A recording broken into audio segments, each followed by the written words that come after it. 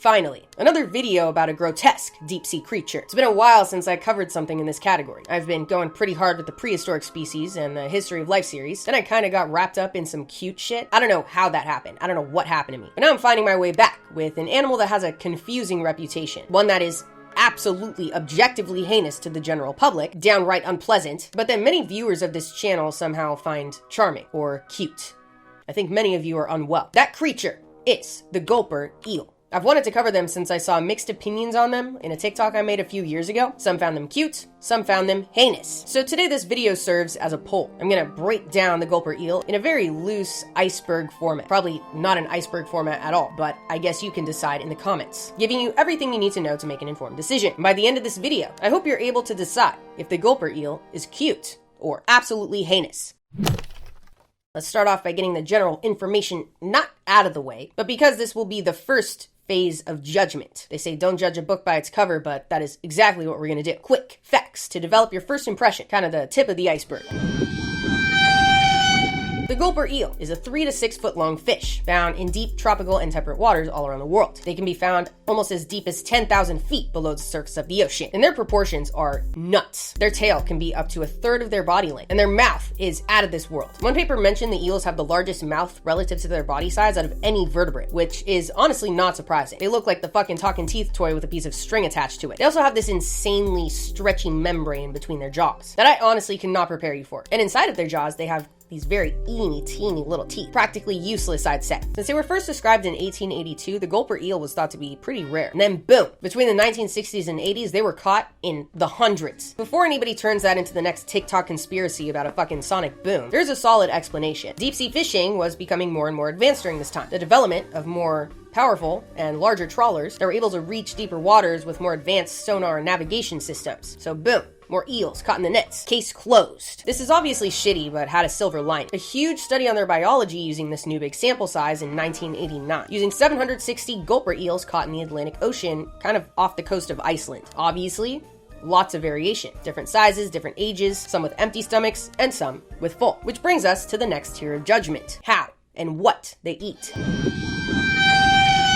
An animal's diet can shape a lot of our opinion of them, from my perspective. Classic example, the panda. People love pandas. All they do is eat bamboo, and people love them for it. Compared to raccoons, i.e. the trash panda, because they notoriously eat trash. Among other things, of course, but the general public thinks of raccoons as eating trash, and the general public do not like raccoons. And before you say, Lindsay, that was a really shitty example, there's a lot more that goes into the public perspective of raccoons and pandas. I know. All I'm saying is, I think you would feel a little bit differently if pandas drank blood and ate liver and organs and things of that nature. Anyway, out of the 760 specimens collected for this study, 120 of them had food in their stomachs. Crustaceans were the most common, followed by fish, seaweed, cephalopods, arrowworms, tunicates, jellyfish, ribbon worms, and finally, in just one specimen, trash. So they're kind of like the raccoons of the deep ocean, down to eat anything, even seaweed, which I honestly wasn't expecting. They just scream predator to me. But I guess desperate times, i.e. the deep ocean, call for desperate measures, i.e. seaweed. Maybe the thought of them eating seaweed is cute to you, and we'll add some points, but I don't know. That's not my business. So remember at the time of the study in 1989, not much was known about the Gulper eel other than the fact that they exist. Understanding their diet and getting a full grasp on their anatomy allowed scientists to really start coming up with ideas of how they hunt it. Yes, the third phase of judgment. It's one thing to know what they eat. It's another thing to know how.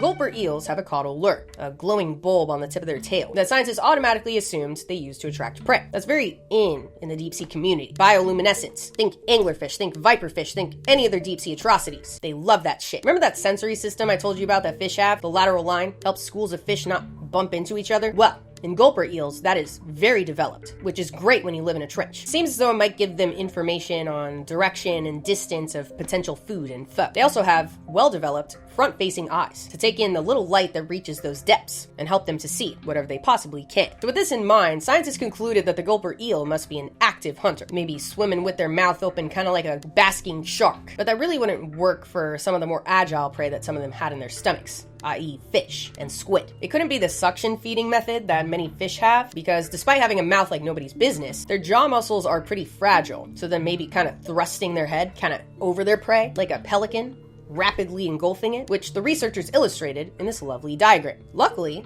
Since this study was published, technology has advanced. There have been more trips down to the depths using ROVs, and recently a couple of these trips have been able to catch the Gulper Eel in action, in a form that not even 1,000 dead specimens could prepare you for. The next phase of judgment, the balloon. Gian, roll the clip. That's a fish? What? I don't know. What? Is it engorged or is it like that? Is it mad? Touch Is it. it just... Whoa, Oh my god. Look at Oh that. my Wow. goodness. Look at his little face. God. He's got like googly eyes. I think he ate too much. Yeah. Wow. Yep, he's doing the shake. What's a Oh my god. Oh, Woof. Side note, if you are ever bored or under the influence of marijuana, watch a Nautilus live stream. It'll make you feel weird in a good way. So this video was taken off the coast of Hawaii, and then a couple months or maybe even a few weeks later, another team off the coast of Portugal caught the Gulper Eel inflating, which looks like this.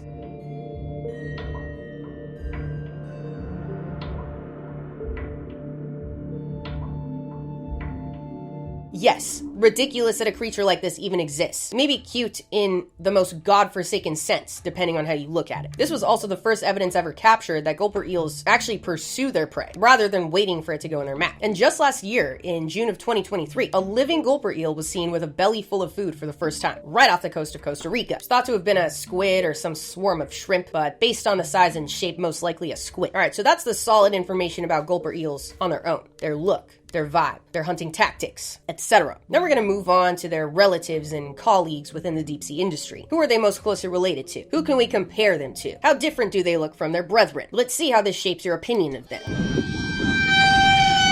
Starting off with my favorite, the snipe eels, which look like linguini. There's a handful of species that can get to like 3 to 6 feet long max. Others are smaller, and their beaks are nuts, making them look like sidekick characters that never shut up. My favorite snipe eel is the slender snipe eel. I like their name. Slender snipe eel. Slender snipe eel. Slender snipe eel. Slipe. Anyway, some other Gulper eel relatives look like they could be mistaken for Gulper eels pretty easily, like the swallower eels. Don't. Like Gulper eels, the swallower eels have indisputably large mouths, just of a slightly different shape and size. Slightly smaller, which I guess makes sense because what is a gulp if not a vicious swallow? It's really all I have to say about them. And then there's Monognathus, whose name means one jaw because they have no upper jaw. They're tiny, about 6 inches long max. Alright, so that's the Gulper eel family tree. That might influence your decision. You ever meet someone who's kind of terrible, but then you meet their family and they're just the worst people on earth, and it makes you look back at that original person and be like, considering your circumstances, you're not that bad. Or the opposite.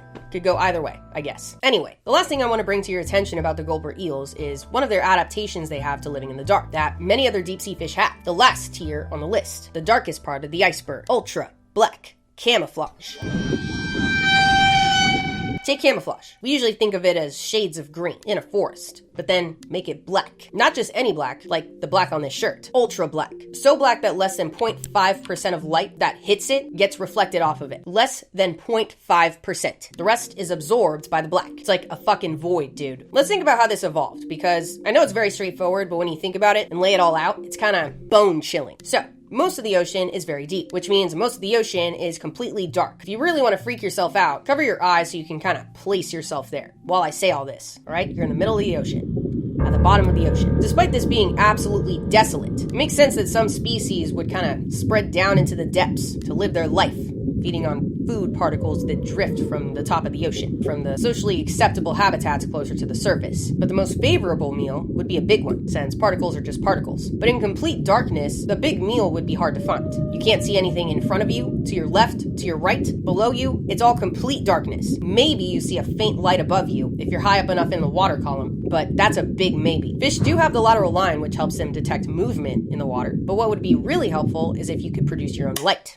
i.e., bioluminescence. So you can at least see a few feet in front of you, help find, attract, or disorient your prey. Eventually, there would be adaptations to combat that. There is nowhere to hide in the deep ocean. It's just thousands of miles of darkness. So you'd have to become invisible by reducing the reflectance of your skin. This would not only be helpful for prey who want to stay hidden from their predators' bioluminescence, but also for predators who, despite having bioluminescence, would want to be able to have the rest of their body pretty much invisible, hidden from the eyesight of their prey. Heinous. Absolutely wicked. In 2020, researchers measured the reflectance of 18 different species of deep-sea fish caught off the coast of California and the Gulf of Mexico. Of those 18, 16 of them showed less than 0.5% of reflectance at bioluminescent levels. The Gulper Eel included in that, scientifically considered ultra black fish. You know melanosomes, those pigment cells we talked about? Turns out the ultra black fish have like insanely densely packed melanosomes all over their skin to achieve this void color. No gaps in the melanosomes means no reflected surfaces. It's so effective that ultra black fish reduce their visual detection by 6 times compared to fish with just 2% reflectance. Gulper eels are among the darkest animals on our planet. Black holes lurking in the depths of the ocean. So now that I've given you the rundown, I want to know your final verdict. Whether the Gulper eel is cute